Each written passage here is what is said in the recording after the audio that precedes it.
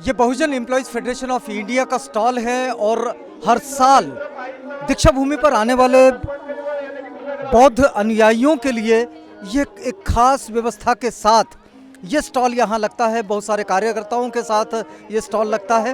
अभी कुछ कार्यकर्ता अपने काम में लगे हुए हैं। एक कार्यकर्ता से बात करेंगे। इस बार 67वें साल में ये पदार्पण हो चुका है धम्म क्रांति का, धम्म दीक्षा का।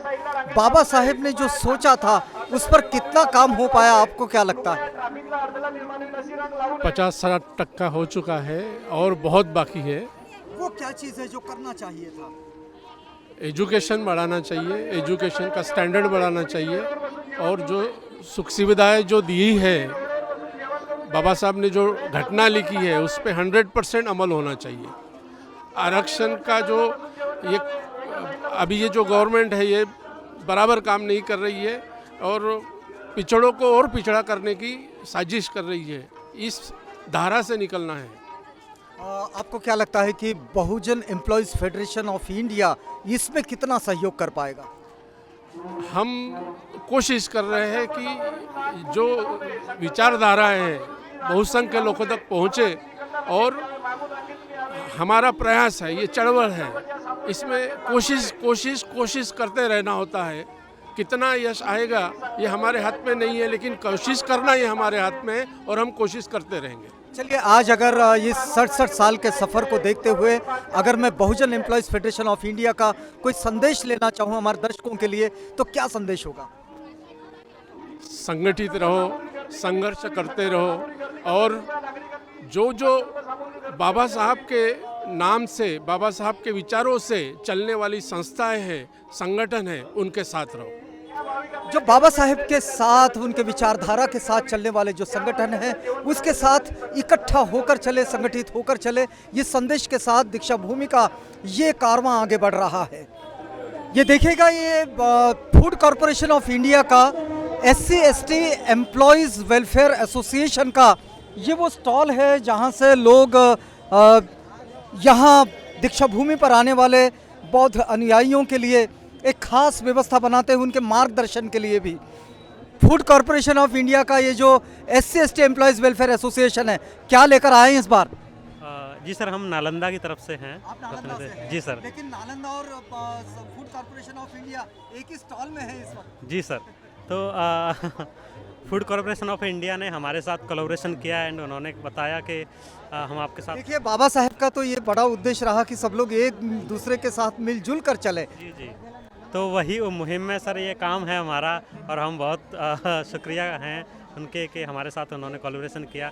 और एजुकेशन में हमारे जो रिसोर्सेज हैं, जो अवसर हैं हायर एजुकेशन में हम जो प्रदान कर रहे हैं नालंदा एकेडमी की तरफ से, उनको हम यहाँ पर आए हैं और जितनी भी हम सुविधा प्रदान कर सकें हम गाइडेंस दे सकें। दर्शक इस वक्त दीक्षा भूमि नहीं पहुँचे हैं लेकिन आपको सुन रहे हैं, उनके लिए क्या संदेश है?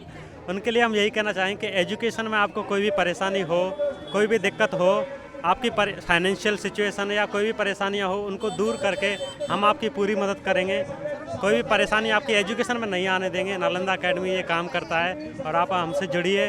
आप हमारे ऑनलाइन हमें सर्च कर सकते हैं, हमें देखिए और हम पूरी तरीके से आपका सहयोग करेंगे एजुकेशन में। देखिएगा कि फूड कॉरपोरेशन ऑफ इंडिया का SC/ST एम्प्लॉयज़ वेलफेयर एसोसिएशन और नालंदा एकेडमी दोनों इस वक्त एक साथ है। आज क्या संदेश है? सर, शिक्षा ही एक संदेश है। शिक्षा ही एक संदेश है। जो बाबा साहेब का संदेश है वो इस ग्रुप का संदेश है। हम थोड़ा सा अंदर की ओर चलेंगे। अनूप कुमार जी बैठे हैं, उनसे ज़रा बातचीत करते हैं। देखिएगा, अनूप कुमार जी नालंदा एकेडमी को लेकर बरसों से ये काम कर रहे हैं और हायर एजुकेशन के लिए अनूप जी का जो योगदान है दरअसल ये एक मील के पत्थर की तरह है। अनूप जी, जय भीम। इस बात को समझना चाह रहे हैं कि 67 साल का वक्त बीत चुका है। बाबा साहेब ने इसी भूमि पर बुद्ध धम्म की दीक्षा स्वयं ली, अपने लाखों अनुयायियों को ये दीक्षा दी। अब कैसा देख रहे हैं नालंदा एकेडमी के एक प्रोफेसर के रूप में, एक उसके संचालक के रूप में, उसको एक कार्यकर्ता के रूप में, उसे ज़मीन से खड़ा करने वाले एक उस मील के पत्थर के रूप में, एक नींव के पत्थर के रूप में आप कैसा देखते हैं इस पूरे एक्टिविज्म को? धन्यवाद सर। मैं तो दीक्षा भूमि हमारे लिए ऊर्जा का स्रोत है। हमको एनर्जी यहीं से मिलती है और जो लोग हैं लाखों की संख्या में आते हैं दूर दूर से आते हैं, उनका जो उत्साह है, उनका जो बाबा साहब के प्रति प्रेम है, वही हमें एनर्जी देता है। तो मेरे लिए तो ये बहुत मतलब एक प्रकार से एनर्जी का सोर्स है। और बहुत सारे स्टूडेंट्स आ रहे हैं, हम लोग कोशिश कर रहे हैं कि हम हमारे स्टूडेंट्स को गाइडेंस दें अच्छे से। बहुत सारे हम लोगों ने इन्फॉर्मेशन बुकलेट्स बनाई हैं ताकि गांव-गांव तक बच्चों को हायर एजुकेशन के बारे में पता चले। अभी नालंदा का फोकस क्या है? अभी नालंदा का फोकस वही एक ही फोकस है कि हमारे बच्चे दुनिया भर के टॉप यूनिवर्सिटीज़ में जाना चाहिए, सिर्फ इंडिया कहीं नहीं। हमारे बच्चों में वो क्षमता है, हमारे बच्चे बहुत मेहनत करते हैं, हमारे बहुत बच्चे टैलेंटेड होते हैं, बहुत मेरिटोरियस होते हैं, बस उनको एक सपोर्ट सिस्टम की ज़रूरत होती है। नालंदा वो सपोर्ट सिस्टम प्रिपेयर करने की कोशिश करता है। चलिए, अगर मैं प्रोफेसर अनूप कुमार जी से ये बात समझना चाहूँ कि वो एक स्कॉलर के रूप में अभी क्या सोचते हैं कि इस वक्त में बाबा साहेब का जो सोचा हुआ काम था उसको और कैसा और किस तरह आगे बढ़ाने की ज़रूरत है, क्योंकि ये वक्त एक संकल्प का भी है। जी जी, मुझे लगता है कि हमें थोड़ा सा इंस्टीट्यूशन बिल्डिंग पर ध्यान देना होगा। हमको हमारे प्लेटफॉर्म्स खड़े करने पड़ेंगे, जैसे नालंदा एजुकेशन का है, वैसे हमें बिजनेस में चाहिए, वैसे हमें डॉक्टर्स का चाहिए, इंजीनियर्स का चाहिए, बहुत सारे प्रोफेशनल्स प्लेटफॉर्म खड़े करने पड़ेंगे मुझे लगता है। तो इससे समाज को हम वो सारी चीज़ें दे सकते हैं जो उसके पास नहीं है। क्योंकि आज हमारा एक वर्ग ऐसा है जो काफ़ी पढ़ लिख गया है, उसके पास सारे संसाधन हैं, तो अब ज़रूरत है उस संसाधन का बंटवारा करने की। वो वर्ग अपना संसाधन पे लेकर बैठ नहीं सकता है। देखिए, नालंदा जिस उद्देश्य को पूरा करने के लिए निकला है, अब नालंदा तो अपनी ओर से पूरा प्रयास कर रहा है। नालंदा को सोसाइटी से क्या अपील है? सोसाइटी की वजह से ही हम हैं, तो सपोर्ट की उम्मीद है। और मैं चाहता हूँ कि वो बच्चे हमारे पास भेजें ज़्यादा से ज़्यादा, और हम उन बच्चों को पढ़ा सकें, उनको ट्रेन कर सकें, उनको आगे भेज सकें, बस यही अपेक्षा है। देखिएगा, कोई भी इंस्टीट्यूशन संसाधनों के बगैर आगे नहीं बढ़ता है, और नालंदा को भी ऐसे संसाधनों की ज़रूरत है। अनूप कुमार जी अपने फुल डेडिकेशन के साथ इस काम को आगे बढ़ाए हुए हैं, लेकिन इस काम को और भी बेहतर और भी पुख्ता बनाने के लिए वो जो ऑर्गेनाइजेशंस है, जो ऑर्गेनाइजेशंस कर्मचारियों के द्वारा आते हैं, जो बेहतर संसाधनों के साथ खड़े होते हैं, उन्हें भी नालंदा के साथ खड़े होने की ज़रूरत है। और शायद बाबा साहेब ने जो इस दीक्षा भूमि पर जो काम किए हैं, उस काम का अर्थ भी यही है। अनूप कुमार जी, आप हमसे बात किए, इस बात के लिए आपका बहुत धन्यवाद। और फूड कॉरपोरेशन ऑफ इंडिया के इस वो स्टॉल में है जिस स्टॉल से ये फीडिंग आ रहा है कि शिक्षा की ओर बढ़ना है। क्या संदेश, अगर चाहूँ मैं आपसे, तो क्या संदेश होगा आज? सर, शिक्षा के अलावा हमारे पास बहुत ही कम संसाधन है, तो मैं चाहूँगा कि हमारे स्टूडेंट्स, हमसे जुड़े जितने भी लोग हैं, पेरेंट्स भी, वो अपने बच्चों को, जो आपके द्वारा जिनको मैसेज जा रहा है, वो अपने बच्चों को हायर एजुकेशन के लिए पुश करें। और हम नालंदा जैसी और संस्थाएं भी इस कार्य में पूरी की पूरी मदद करेंगे, क्योंकि बाबा साहब का जो सपना है एम्पावरमेंट का और डेमोक्रेटाइजिंग एजुकेशन का, उसी के लिए हम लोग लगन से लगे हुए हैं। तो हम चाहते हैं कि ज़्यादा से ज़्यादा लोग हायर एजुकेशन में आए। Thank you. चलिए, बहुत धन्यवाद। इस समय हमने आपको जोड़े रखा है दीक्षा भूमि के साथ। संकल्प ने एक सोचा है कि दीक्षा भूमि पर आने वाले लोगों को भोजन देना है, और बड़ा अच्छा भोजन देना है। बरसों से ये एक्टिविज़म चल रहा है, और हम जबीन साहब, शिंदे साहब, करवाड़े साहब और बहुत सारे लोग जिनको चेहरे से मैं जानता हूँ, नाम से कम पहचानता हूँ। करवाड़ी जी, संकल्प ने ये जो सोचा है, इस बार क्या सोचा है?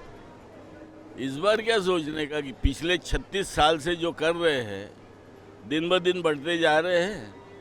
और जो भी अपने भाविक लोग आते हैं दीक्षा भूमि पर, बाबा साहब के जितने भी अनुयायी हैं, हमारा एक ही लक्ष्य रहता है कि वो वापस जाने तक के भूखे पेट न जाए, बस यही हमारी तमन्ना। संकल्प का ये संकल्प तो है कि लोग भूखे ना जाए, लेकिन संकल्प के और भी उपक्रम हैं, और जिसमें बाबा साहेब की जो सोच है, वो सोच को आगे बढ़ाने में इस बार क्या सोच रहा है संकल्प?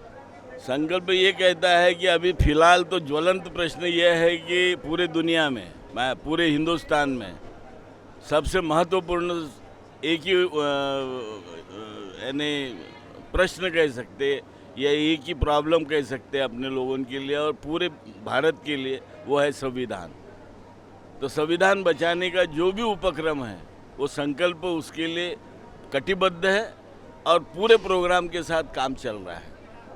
संवैधानिक मूल्यों पर जो चुनौतियां देख रहे हैं वो चुनौतियां इस वक्त सबसे बड़ी चुनौतियां हैं, और जब हम संकल्प के कार्यालय में भी बात कर रहे हैं तब भी ये चुनौती सामने खड़ी होती है। शिंदे जी, इतने वर्षों से ये उपक्रम चल रहा है, इस उपक्रम पर क्या कहेंगे? यहाँ पर आने वाला एक गरीब व तबके का वर्ग जो 25 साल पहले जो आता था और यहाँ पर आके चूल्हे डाल के खाना बनाता था, वो देखते हुए नितिन राउत साहब ने बोला कि ये दीक्षा भूमि परिसर में चूल्हे वगैरह जला के लोग 2-2 दिन रहते हैं, खाना बनाते, वो सब उन्होंने बंद करा के यहाँ उन लोगों को भोजन की व्यवस्था की है।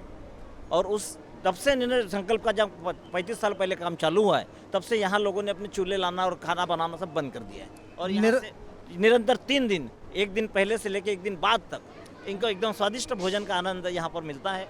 ये तो हम हर साल जो कवरेज कर रहे हैं ये तो हम देखते हैं, लेकिन हम आपसे ये पूछना चाह रहे हैं कि निरंतर ये जो स्थिति है इस स्थिति में कितना इजाफा होता हुआ देखते हैं, क्योंकि अब हम ये नहीं देखते अपने साथ वो सूखी रोटी लेकर आए या फिर वो सब्जी लेकर आए या कोई प्याज और कोई सूखी रूखी चटनी लेकर आए, ऐसा हम देखते नहीं है। तो कितने लोग इस तरफ आने लगे, क्योंकि शहर में भी ये सब स्थितियां बनती है। फिर भी 8 से 10 लाख, यानी 8 लाख तक के तो हमारा आंकड़ा जाता ही है। खाना यानी जो भोजन करने वाले भाविक लोग जो है वो तकरीबन ज़्यादा से ज़्यादा एंड टू एंड 8 लाख के करीब लोग खाना खा के जाते हैं। और उसकी पूरी व्यवस्था हमारी करीबन खाना पकाने वाली जो 150 लोगों की टीम होती है, जो पिछले 35 साल से हमारे साथ काम कर रही, वही निरंतर काम करती है, उसके अलावा और कोई नहीं। और उन्हीं को पता है कि कैसे करने का और क्या करने का, और उन्हीं के भरोसे हम ये इतना बड़ा लवाजमा हम संभाल पाते हैं। 8 लाख के करीब लोग खाना खा के जाते, संतुष्ट होके जाते हैं। तो हमको भी एक ऐसा लगता है कि हमको भी एक दायित्व है बाबा साहब ने दिया हुआ कि हम समाज को दे सके। तो इस संकल्प के माध्यम से हम पे बैक टू सोसाइटी करते हैं। जी, बात ऐसी है कि हर कोई दीक्षा भूमि पर जो आ रहा है उसके लिए कुछ ना कुछ देना चाहता है।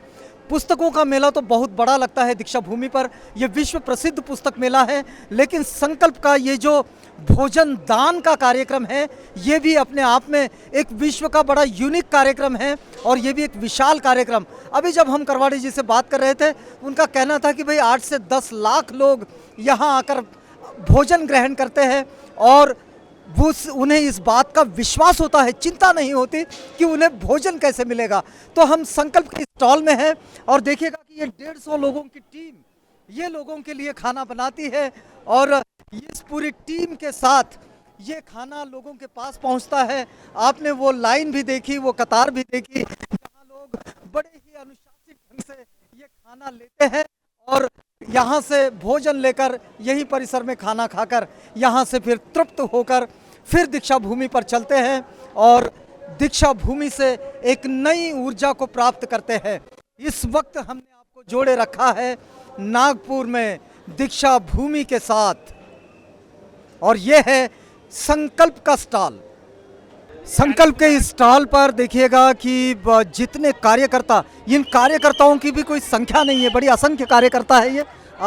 आज अगर मैं संकल्प के इस स्टॉल से अगर आपका संदेश लेना चाहूँ तो क्या होगा?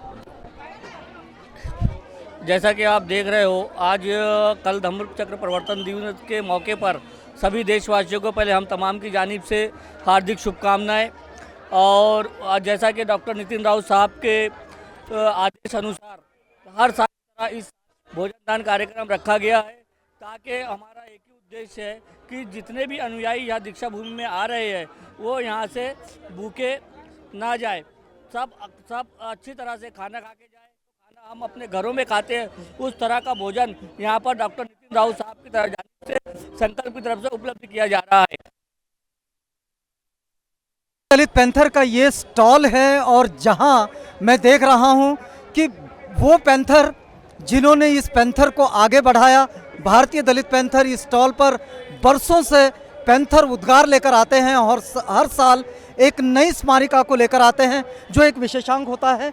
लेकिन मैं देख रहा हूं कि इस समय नैमिष राय जी यहाँ इस स्टॉल में हैं, तो बातचीत तो हम नैमिष राय जी से शुरू करना चाहेंगे।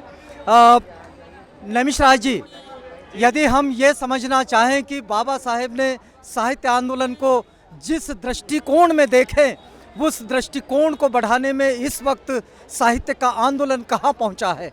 देखिए, ऐसा है कि मैं पूरे देश में घूमता हूँ जी। और मुझे आंदोलन प्रखर रूप में आगे बढ़ रहा है, ऐसा मैं महसूस करता हूँ जी। मैं सकारात्मक बात करूँगा, नकारात्मक चीज़ें बहुत हैं जी। मैं दलालों की बात नहीं करूँगा। जो काम कर रहे हैं आदमी, उसको मैं मतलब उसको सलाम मारता हूँ। और एक छोटी सी बात मैं बता दूँ, अभी दलित पैंथर में मैंने आर्टिकल लिखा है, अंग्रेजी हिंदी दोनों में। जी। मैं खुद पैंथर रहा हूँ। मेरठ में मेरी आत्मकथा में आया है कि मैंने बम बनाना सीखा 80 के दशक में, और रिवॉल्वर चलाना मुझे सिखाया भंतों ने। भंते हमारे मित्र थे, मैंने लिखा है।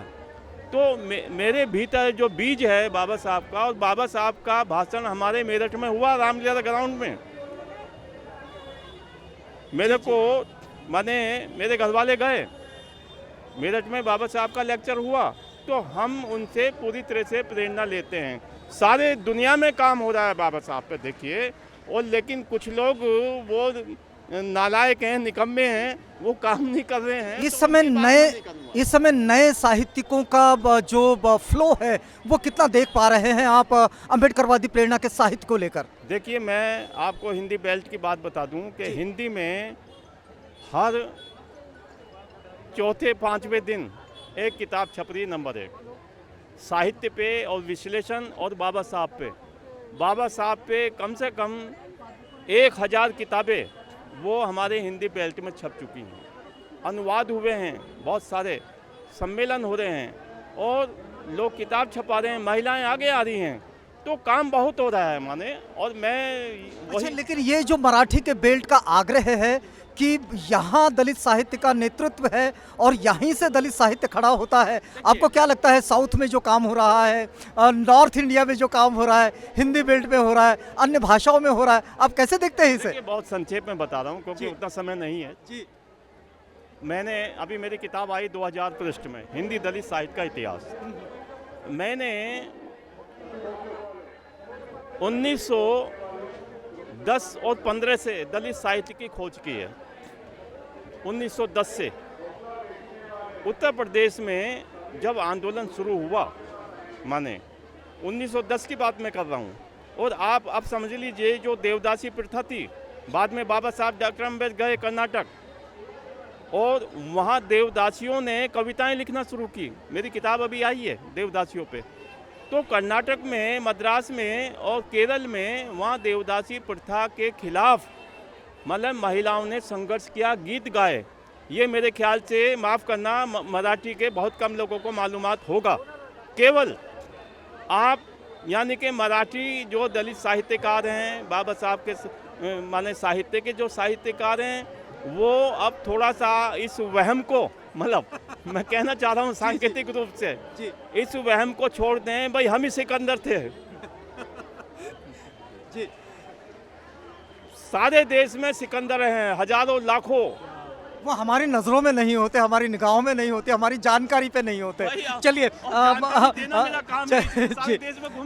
नमिश राय जी, इस बातचीत सलाम मारता हूँ मैं। और अंतिम बात ये मैं बताना जरूर समझता हूँ कि मेरे भीतर जो बीज आया वो यहीं से आया, मराठी दलित साहित्यकारों से। ये मैं, और मराठी भाषा सीखी मैंने, मेरे अंदर जो मिलिटेंसी आई है वो यहीं से। तो मैं सलाम मारता हूँ सबको। चलिए, बहुत धन्यवाद आपका। लेकिन एक अंतिम टिप्पणी आपसे लेना चाह रहा हूँ कि इस वक्त जो नए साहित्यकार अम्बेडकरवादी प्रेरणा के साथ आगे बढ़ रहे हैं, उन साहित्यकारों के लिए आपका संदेश क्या होगा? मेरा संदेश ये है, उनको देखिए, एक तो पढ़ना चाहिए किताबें, पहले पढ़ना चाहिए, और बौद्ध धर्म के जो सिद्धांत हैं उस पर अपने ऊपर लागू करना चाहिए। अपने भीतर, अपने घर में जो उनकी माँ को छोड़ दीजिए, उनकी बहनें, बेटियां हैं, पत्नियां हैं, उनको बाबा साहब के साहित्य के बारे में बताना चाहिए। सबसे मतलब बड़ा संदेश ये है, नहीं तो घर घर में अंधेरा है। मतलब घर में आप पहले इस क्रांति की शुरुआत करें, बाहर जाकर झंडा ऊपर करें। अपने घर से शुरुआत करें, घर का अंधेरा पहले दूर करें, फिर बाहर जाकर झंडा फहराएं। मैं पैंथर प्रकाश को देख रहा हूं। पैंथर प्रकाश बंसोड़ बड़े लंबे समय से इस कार्य को निरंतरता से करते चले आ रहे हैं। पैंथर, अगर मैं आज पैंथर उद्गार पर आपसे प्रतिक्रिया लेना चाहूं तो क्या होगी? दलित पैंथर का भारतीय दलित पैंथर का जो विसर्जन किया गया था, और उस समय हम लोग ये विसर्जन के बहुत घोर विरोधी थे। उस कारण जब कार्यकर्ता लोगों में हम लोग बहुत कम लोग थे कि जो पैंथर का स्वरूप कायम रखना चाहते थे। फिर ये अगर बात करनी है तो अपने पास में कोई वैचारिक साहित्य चाहिए कि लोगों के पास कैसा जाए। तो उसमें से हम लोगों ने 1990 में हमने पैंथर उद्गार नाम का हमने पहला अंकन निकाला कि जिसमें दलित पैंथर की भूमिका और समाज के बीच में बाबा साहब का जो भी कुछ विचार है, क्योंकि हमारे पैंथर उद्गार की शुरुआत ये बाबा साहब के लेख से शुरू होती है, उनके साहित्य से शुरू होती है। तो हमने वहाँ से शुरू कर दिया कि वैचारिक भूमिका लोगों तक जाना चाहिए। संगठन को बढ़ाने के लिए ये बहुत बड़ा अच्छा माध्यम है वैचारिक। तो हमने तब से शुरू किया। आज 33 साल में इसमें हम लोग आ रहे हैं जी, और हमारा ये काम चल रहा है। ये तो हम हर बार देखते हैं कि पैंथर उद्गार यहाँ से आता है। इस बार का पैंथर उद्गार किस बात पर टिका हुआ है? अभी के पैंथर उद्गार के इसमें जो साहित्य, जैसे भी हमारे इस अगर विशेषांक की अगर हम एक बात करें तो उसमें नेमिष राय सर ने उत्तर भारत में दलित पैंथर के इतिहास को उन्होंने वहाँ अधोरेखित किया है। और जो इस बार पैंथर उद्गार में आया है ये बहुत बड़ी बात है कि दलित पैंथर ये केवल महाराष्ट्र में है। ये जो था तो उत्तर भारत में दलित पैंथर का क्या काम था वो इतिहास उन्होंने हमारे सामने रखा है, और इसलिए हम उनके बहुत बड़े आभारी है कि आज महाराष्ट्र के लोगों को और बाहर की के स्टेट के लोगों को भी उत्तर भारत का दलित पैंथर उन्होंने समझाने की, बताने की कोशिश की है। दूसरा ऐसा है कि हम लोगों ने बाबा साहब, एक कवि मंडन सर है, विजय कवि मंडन सर, कि जिन्होंने बाबा साहब अम्बेडकर के द प्रॉब्लम ऑफ रुपीज़ का मराठी अनुवाद किया है। उन्होंने बाबा साहब की खेती के बारे में क्या थे विचार, उसके ऊपर उन्होंने बहुत अच्छा दिया है। तो वो भी एक बाबा साहब के विचारों का पहलू आना चाहिए कि केवल दलितों के नेता या फिर एक आंदोलन के रूप में दिख रहे, मगर जो खेतियार जो होता है, किसानी के बारे में भी बाबा साहब का विचार वो आए हैं। उसके बाद में हमने स्टेट और माइनॉरिटीज़ का जो हमने ये किया था उसके ऊपर भी बहुत सारा है। फुलझेले सर यहाँ हैं जो अम्बेडकर चेयर के प्रमुख है, उनका जो लेख है कि उसमें वो उन्होंने स्टेट एंड माइनॉरिटीज़ के ऊपर में बहुत अच्छा उसमें उन्होंने उसका विश्लेषण किया है। मतलब इस बार इन सब चीज़ों के साथ ये विशेषांक तैयार हुआ है। तकरीबन 16 लेख है उसमें जी, 25 के करीब हमने कविताएं उसमें ली हैं। बाबा साहब के 6 और 7 उसमें खुद के आर्टिकल्स हैं। तो इस तरह से हमने 152 पेज का हमने इस वक्त किया है उसको। चलिए, बहुत बहुत अभिनंदन आपका। मैं डॉक्टर रमेश अंबरकर जी को देख रहा हूँ। डॉक्टर साहब, आज 67 साल का वक्त बीत चुका है। बाबा साहेब ने दीक्षा ली, अपने लाखों अनुयायियों को दीक्षा दी। बाबा साहेब जो सोचते थे कि इस कारवां को और निरंतर आगे बढ़ाया जाए, वे ये भी सोचते थे कि मैं भारत को बौद्धमय बना दूंगा। आपको क्या लगता है कि इस प्रक्रिया में कितना वक्त और लग सकता है? देखिए, बाबा साहब ने जो कहा था भारत को मैं बौद्धमय बनाऊंगा, तो सैद्धांतिक तरीके से अगर देखा जाए तो बाबा साहब ने सारे वो जो मूल्य है, जो तत्व है, वो भारत के संविधान में पिरोए हैं जी। अब व्यावहारिक दृष्टि से अगर देखा जाए तो आज दीक्षा भूमि पर पिछले 5 दिनों से और कल भी लोग आएंगे जो सारे भारत से, मतलब यूपी, बिहार, चेन्नई, गुजरात, बिहार, इधर से सारे छत्तीसगढ़ से जो लोग आए हैं। तो ये बाबा साहब का जो ये क्रांति दिन है, इससे ऊर्जा लेने के लिए, इसका मतलब ये है कि सालों के उनके उत्पीड़न के खिलाफ लड़ने के लिए वो आए हैं। और इसी से पता चलता है कि बाबा साहब की जो क्रांति है, जो बाबा साहब ने सोचा था, वो क्रांति बंद नहीं हुई और ना ही ठंडी हुई। आग है, कभी जोर से धधकती है तो कभी धीरे होती है, लेकिन जो चिंगारी है वो चिंगारी कभी ख़त्म नहीं हो सकती बाबा साहब के आंदोलन की। तो यकीनन बाबा साहब ने जो कहा था, जिस दृष्टि से कहा था भारत को बौद्धमय करूंगा, आज अगर हम देखें तो बिहार का अर्जक संघ, यूपी बिहार का अर्जक संघ, स्वामी प्रसाद मौर्य जी जो बात करते हैं, मध्य प्रदेश का ओबीसी महासंघ जो बात करता है, चेन्नई के हमारे भाई जो सम्राट अशोक का जो स्टैचू पुतला लेकर आए हैं, जो कर्नाटक के सन्नाटी में जो बुद्ध का जो स्तूप था अशोक ने बनवाया था, उसमें जो अशोक का शिल्प मिला, उस पर आधारित उन्होंने अशोक का शिल्प यहाँ लाया है। मतलब ये है कि यहाँ के जो सनातनी हैं आज इस देश के, उन सनातनियों के पैरों के नीचे की धरती खिसक चुकी है। सिर्फ वो सत्ता और प्रशासन में जो अपनी मजबूत पकड़ बनाए हुए हैं, उस पकड़ के कारण वो थोड़ा चिल्लाने की कोशिश दिखा रहे हैं, वैसे वो अंदर से हिल चुके हैं। मतलब बाबा साहब का जो नाम जो भारत में उसको समेटना चाहते थे, बाबा साहब विदेश में चले गए। सारे दुनिया में बाबा साहब का नाम है। वॉशिंगटन डीसी से एक 20-25 किलोमीटर दूर बाबा साहब का स्टैचू खड़ा होता है, इक्वालिटी, स्टैचू ऑफ इक्वालिटी करके। तो देखिए कि बाबा साहब की धम्म क्रांति का प्रतिबिंब हमें सब तरफ दिखाई दे रहा है। बिल्कुल बिल्कुल मेश्राम साहब, आज अगर मैं आपसे एक संदेश लेना चाहूँ कि बाबा साहेब का ये जो धम्म क्रांति का संदेश होगा इस दीक्षा भूमि से, तो क्या होगा? संदेश देने के लिए मैं उतना कोई बड़ा आदमी नहीं हूँ, लेकिन आदमी बड़ा छोटा तो होता नहीं है, लेकिन बाबा साहेब की प्रेरणा से हर एक व्यक्ति अपने आप में बड़ा अनूठा होता है। तो हमने आज तक निरंतर जो कार्य किया है वो बाबा साहेब अम्बेडकर के प्रेरणा से ही किया है, और उन्हीं प्रेरणा को हम आगे बढ़ाएंगे और सब मिलके ये कारवां हमारा आगे चलते रहेगा। चलिए, बहुत धन्यवाद। मैं देख रहा हूँ कि डॉक्टर फुलझले सर यहाँ हैं। फुलझले सर, आज अगर एक अम्बेडकर के और डॉक्टर अम्बेडकर थॉट के एक स्कॉलर के रूप में अगर आज इस बाबा साहेब की इस पूरे कारवां को, उनके काम को अगर आप उसका मूल्यांकन करना चाहे तो आप कैसा करते हैं?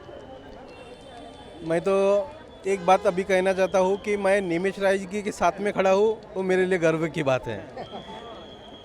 दूसरी बात कि उन्होंने दलित साहित्य जो लिखा है, बाबा साहब को जीवित रखा है, ये सही बात है कि हमारी पीढ़ी अगर बाबा साहब को जीवित रखेंगी, बाबा साहब का आंदोलन आगे पीढ़ी तक हम ही ये कर सकते हैं, आगे बढ़ा सकते हैं। इसलिए हम जितने लोगों को बाबा साहब के विचार फैला सकते हैं, जो भी है, अभी हमारे पास में पॉलिटिकल ऑर्गेनाइजेशन तो अच्छी नहीं है, हमने सभी ने कबूल करना चाहिए, हम उसमें पीछे हैं, लेकिन हमारी सामाजिक अभिरुचि और हमारा सामाजिक दायित्व ये बहुत अच्छा है, और सामाजिक दायित्व हमेशा टिकना चाहिए। इसके लिए हर व्यक्ति ने बाबा साहब का विचारों का प्रचार करना हर एक का कर्तव्य है, और उस हर एक का कर्तव्य समझ के हर पीढ़ी पे, हर छोटे बच्चे को और बड़े बुजुर्ग का सहारा लेके ये जो विचार है, ये विचार संक्रमित करना बहुत ही ज़रूरी है।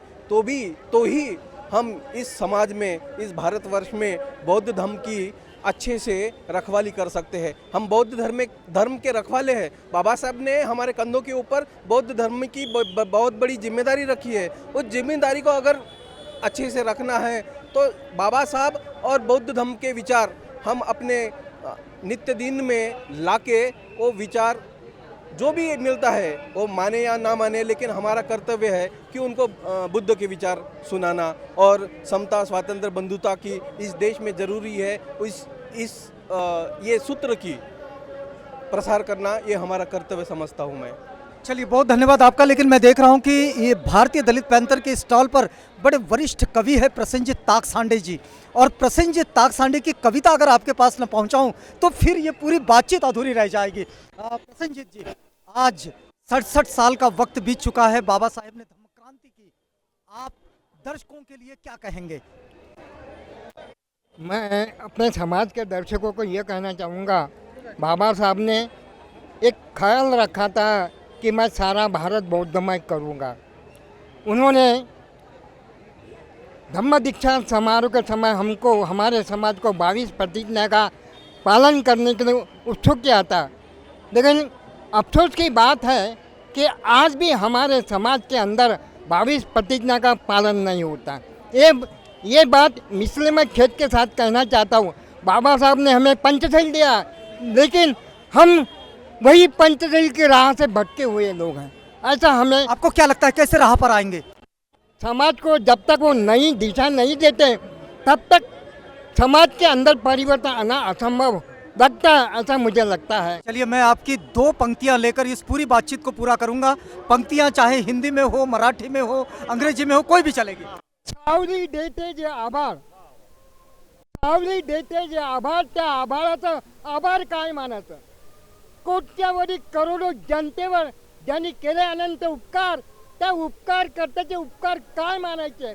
उपकाराची परतफेड अपकारांना करता येत नाही, उपकाराची परतफेड अपकारांना करता येत नाही, म्हणून अशा महामानवाला सतत अभिवादन करायचं असते आणि निळ्या झेंड्याला सलामी देत रोज आकाशात निळा पाखरासारखं उंचच उंच उंचच उंच उंचच उंच उडा आसमान में ऊंचा ही ऊंचा हमें उड़ते रहना है और ये ही करते रहना होता है। प्रसेनजीत जी मराठी में कह रहे हैं कि वो आसमान जो छाया देता है वो तो छाया देता ही है, उसके प्रति आभार क्या व्यक्त करें। उसने जो ये स्पेस दिया है वहाँ अपने पंख फैलाएं और पसर जाएं। यहाँ रुकते हैं, आपको हमने जोड़े रखा है दीक्षा भूमि के साथ। नमो तस् भगवतो अरहतो सम्मा सम्बुद्धस्स नमो तस् भगवतो अरहतो सम्मा सम्बुद्धस्स।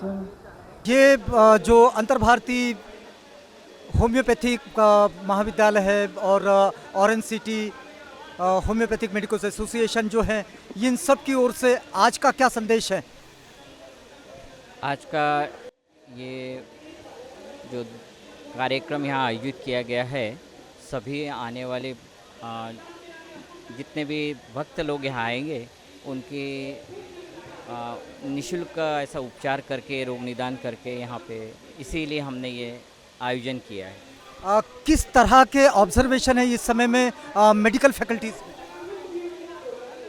और यानी जो भी बहुत पूरे भारतवर्ष से यहाँ लोग आ रहे हैं और हर तरह के व्यक्ति आ रहे हैं, तो हर उम्र का व्यक्ति आ रहा है, उनके जो भी तकलीफ़ रहेगी उस तरीके से उनको यहाँ उपचार दिया जाए। क्या कोई पोस्ट कोविड कॉम्प्लिकेशन देखते हैं आप, आपके ऑब्जर्वेशन में आ रहे हैं कि जो लोग यहाँ पर लेकर आ सकते हैं? नहीं, अभी तक तो नहीं आए हैं। अभी तक नहीं आए। डॉक्टर साहब, इस वक्त ऑरेंज सिटी मेडिकल एसोसिएशन जो है, होम्योपैथिक मेडिकल एसोसिएशन, ये क्या सोच रहा है कि इस वक्त में किस तरह के चैलेंजेस हो सकते हैं? जी, आने वाले दिनों में और पहले भी काफ़ी सारे दिनों से एलर्जीज जो है, लाइफस्टाइल डिसऑर्डर है, वो बढ़ रहे हैं और मॉडर्न मेडिसिन में उतनी कारगर दवाई साबित नहीं हो रही है, तो उसमें होम्योपैथी बहुत अच्छी कारगर साबित होती है। जो धम्म दीक्षा दिवस जो है, उसके चलते हुए या नागपुर में पूरे देश भर से जब लोग आते हैं तो ड्यूरिंग उनका ट्रैवलिंग कुछ तबीयत ख़राब हो सकती है या उनको गाइडेंस का काम हम लोग मेन करते हैं। हमारा काम है लोगों को अच्छे से गाइड करना और होम्योपैथी को प्रमोट करना। तो इसी के माध्यम से हम लोग हमेशा से ही होम्योपैथी को प्रमोट करते हुए अपने आप को साबित करने की कोशिश कर रहे हैं। यदि मैं ये समझना चाहूँ कि इस वक्त जो लोग आपको सुन रहे होंगे, देख रहे होंगे या आज चले नहीं होंगे दीक्षा भूमि की ओर, वो यहाँ पर पहुँचते हैं तो किस तरह की कंप्लेंट उनके पास आ सकती है, कैसी कंप्लेंट एडमिट कर सकते हैं?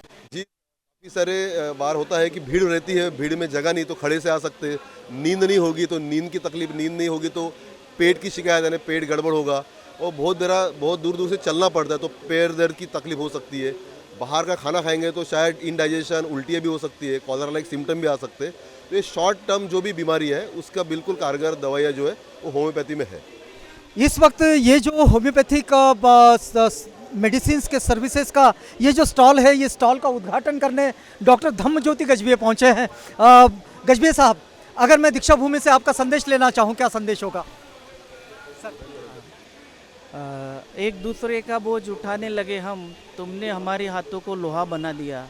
डॉक्टर बाबा साहेब आम्बेडकर, इन्होंने भारतवर्ष के तमाम वंचित, दबी कुचली जातियों के उत्थान का जो महामंत्र दिया और अपने साथ सभी को लेके गए।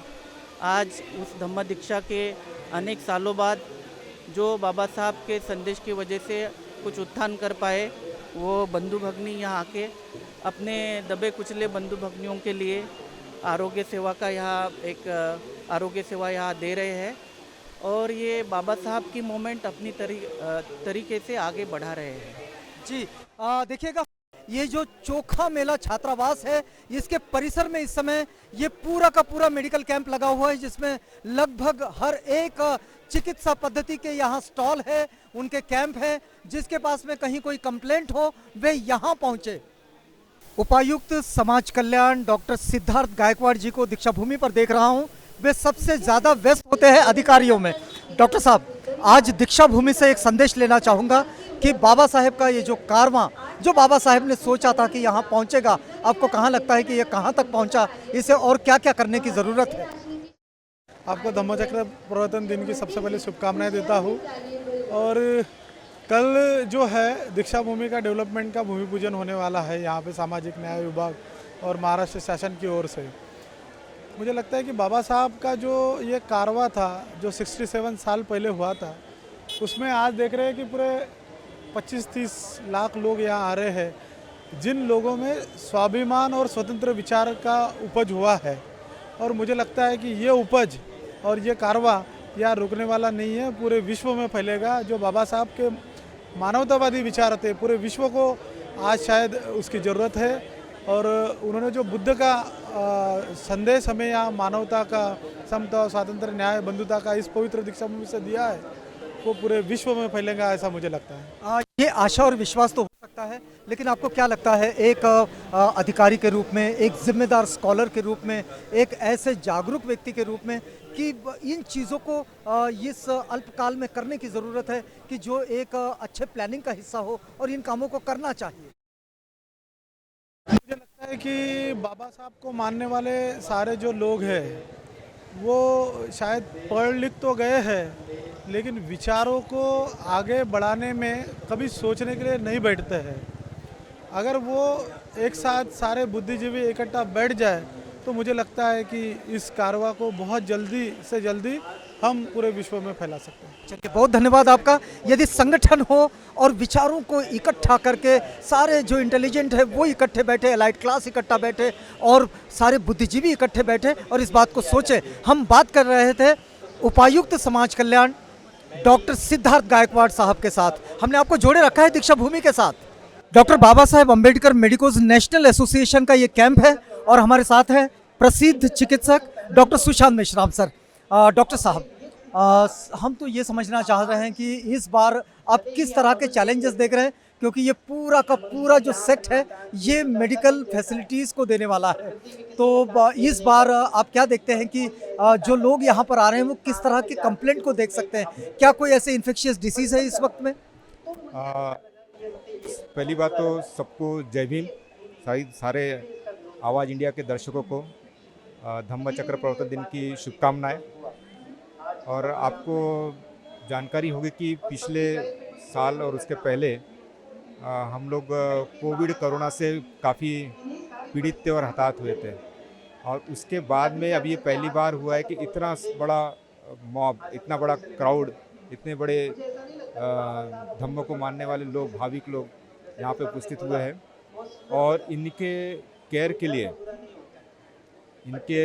लिए हम लोगों ने हर प्रकार की सुविधा यहाँ पे उपलब्ध कराई है।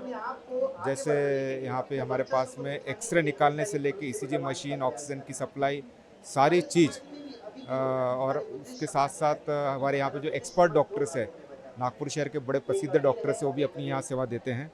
तो हमारे तरफ से किसी प्रकार की भी कमी नहीं है, ना औषधि की कमी है, ना मैन पावर की कमी है। और हम उम्मीद करते हैं कि यहाँ पे आने वाले सारे पेशेंट्स को हम लोग बहुत अच्छी सेवा दे पाएंगे। और हमारे यहाँ पे खास बात बोले तो तुरंत अगर किसी व्यक्ति को बड़े अस्पताल में शिफ्ट करने का रहा तो एम्बुलेंस की व्यवस्था भी हमारे पास में है। और उससे भी पहले हम लोग यहाँ पे प्राइमरी केयर दें, ऐसा नहीं कि पेशेंट सीरियस आया तो भेज दो, पहले उसको यहाँ स्टेबलाइज करेंगे। उसके लिए हमारे पास बताया, जैसे मैंने ईसीजी निकालना है, एक्सरे निकालना है, ऑक्सीजन लगाना है, सारी सुविधा हमारे पास है। करीबन यहाँ पे 7 बेड लगाए हुए हैं, अंदर में 7 बेड्स इमरजेंसी बेड लगाए हुए हैं, जिसमें किसी भी प्रकार का अगर हृदय विकार के झटके वाला पेशेंट आता है, या ऐसी इतने भीड़ में कई बार ये होता है कि इपिलेप्सी, जो क्या बोलते हैं फिट कहते हैं उसको, फिट का पेशेंट आता है, कोई हाइपोग्लाइसीमिया का पेशेंट आता है, कोई डायबिटिक इमरजेंसी का, तो any sort of emergency is there, so we are ready to handle it. और हम लोग सक्षम है कि वो इमरजेंसी में हैंडल कर पाएंगे। मैं ये बात जानना चाह रहा था इसके साथ ही कि ये तो डॉक्टर अम्बेडकर हेल्थ ऑर्गेनाइजेशन और doctor Ambedkar medicos national association दे ही रहा है, लेकिन एक बात ये भी समझना चाह रहा हूँ कि जो लोग यहाँ पर आए हैं वो किस तरह की कंप्लेंट को नोटिस कर सकते हैं, उनको किस तरह की तकलीफें हो सकती है, क्या महसूस कर सकते हैं, तो उन्होंने अपने डॉक्टर से संपर्क करना चाहिए यहाँ आकर। जैसे मान लो, पहली बात तो यह है कि कई लोग यहाँ से मतलब काफ़ी ट्रैवल करके आते, दूर से आते, भूखे प्यासे आते हैं, तो कई बार उनको एक तो खाना नहीं मिलने की वजह से हाइपोग्लाइसीमिक रह सकते हैं, चाहे चक्कर आना या थकावट आना, जोड़ों पाँव में हाथ में दर्द होना, वो लोग तो यहाँ पे आके हम लोग उसको थोड़ी देर की जो क्या कहते हैं उसको हम लोग टेम्प्रेरी जो मेडिसिन होती है वो दे सकते हैं। दूसरी बात मेन बोले तो अगर कोई व्यक्ति कि बाबा साहब के प्रति इतना लोगों का लगाव और आदर है और धरती के प्रति, ऊर्जा भूमि के प्रति, तो कई बीमार व्यक्ति भी अपनी दवाइयाँ साथ लेके या बहुत परेशानी में रहते हुए भी यहाँ पे आने की इच्छा रखते हैं, खास के बुजुर्ग लोग।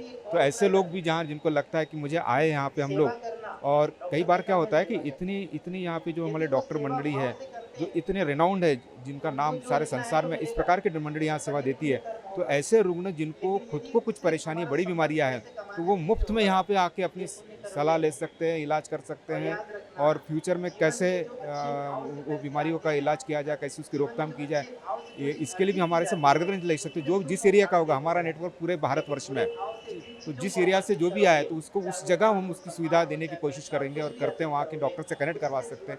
ये सारी सुविधाएं और सारा सिस्टम हमने यहाँ पे बना रखा हुआ है। चलिए, एक स्लीप थेरेपी पर बड़ा गहन अध्ययन करने वाले और गहन संशोधन करने वाले डॉक्टर सुशांत मेश्राम सर से अगर मैं इस वक्त दीक्षा भूमि से कोई संदेश लेना चाहूँ तो क्या संदेश होगा? आज आंखों में आशाओं का समंदर है। आज आंखों में आशाओं का समंदर है और देखो पलकों पे साहिल मिलते हैं। क्या बात है? आज आंखों में आशाओं का समंदर है और देखो पलकों पे साहिल मिलते हैं।